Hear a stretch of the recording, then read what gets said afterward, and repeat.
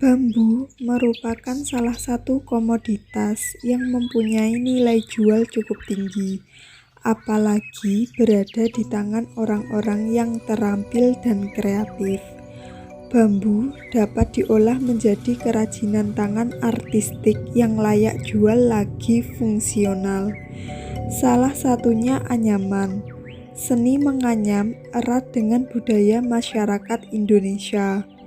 Dalam perkembangan sejarahnya di Indonesia, anyaman bambu termasuk dalam seni tembikar pada zaman Neolitik atau bercocok tanam.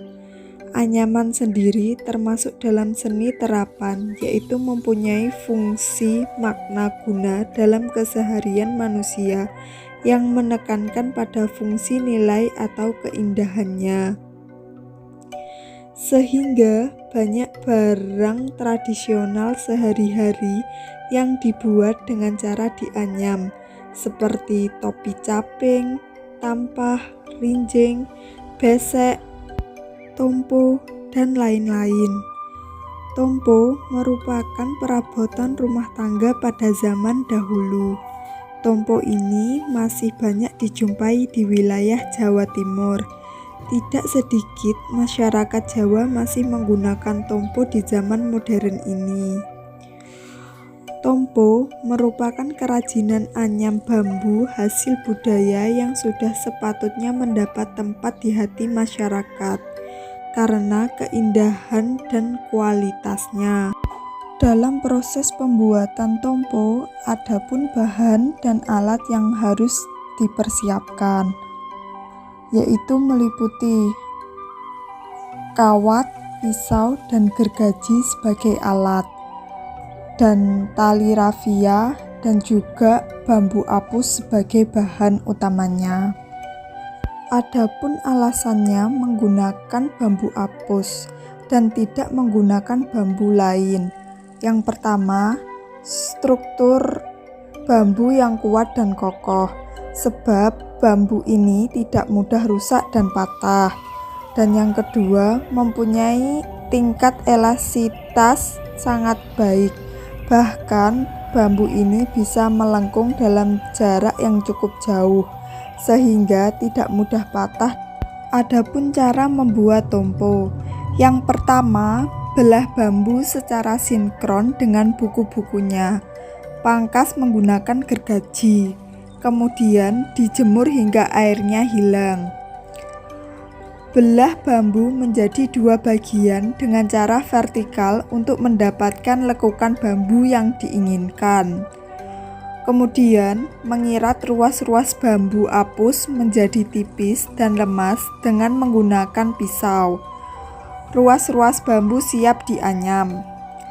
Pertama, buat sumbu anyaman berada di tengah dengan cara menyilangkan ruas-ruas bambu seperti di gambar.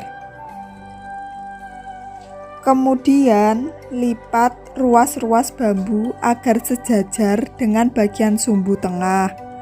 Untuk hitungan anyaman 1-2-1, hitungan ini merupakan hitungan yang paling sederhana.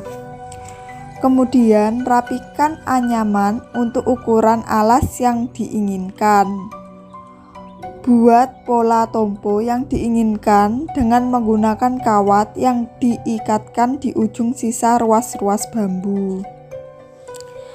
Setelah pola terbentuk, anyam bambu dengan menyilangkan satu demi satu ruas-ruas bambu sesuai dengan tinggi tompo yang diinginkan.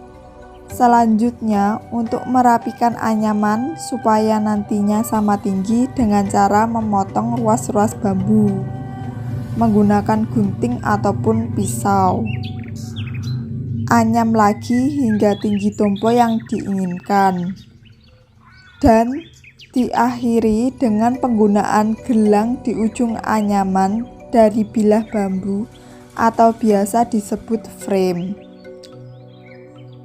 Dan diikat menggunakan tali rafia. Tujuannya melindungi anyaman biar tidak brodol.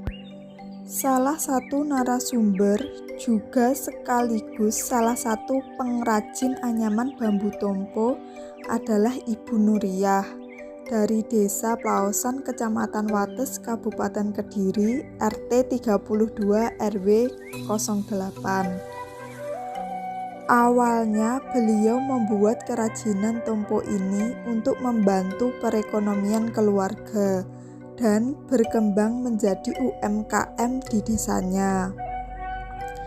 Beliau memproduksi kerajinan tompo setiap hari dengan berbagai ukuran mulai dari kecil hingga tanggung. Untuk pemasarannya sudah ada yang mengambil atau memasok. Terkadang juga ada yang memesan untuk acara hajatan sebagai souvenir seperti tahlil, pernikahan, dan lain-lain. Dalam 1 minggu, biasanya beliau menghasilkan 15-40 biji tompo, tergantung besar kecilnya tompo yang dihasilkan.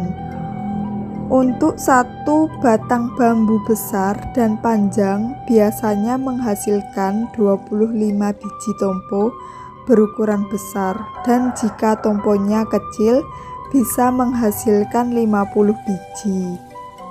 Untuk harga cukup murah dan terjangkau, mulai dari Rp2.000 hingga Rp7.000 per tompo. Itu tergantung besar kecilnya tompo dan motif anyaman yang dihasilkan. Jika potensi kerajinan anyaman tompo dikembangkan ke depannya, maka selain motif anyam, perlu juga sentuhan lukisan atau stiker di bagian pinggir tompo. Mungkin akan meningkatkan nilai jual tompo. Untuk saat ini, selain digunakan alat perabot rumah tangga, tompo juga dijadikan sebagai souvenir. Bahkan apabila terdapat sentuhan lukisan, maka tompo sebenarnya bisa berubah menjadi karya seni yang fungsinya sebagai pajangan ruangan untuk mempercantik ruangan itu sendiri. Sehingga eksistensi anyaman bambu, khususnya tompo, akan tetap lestari.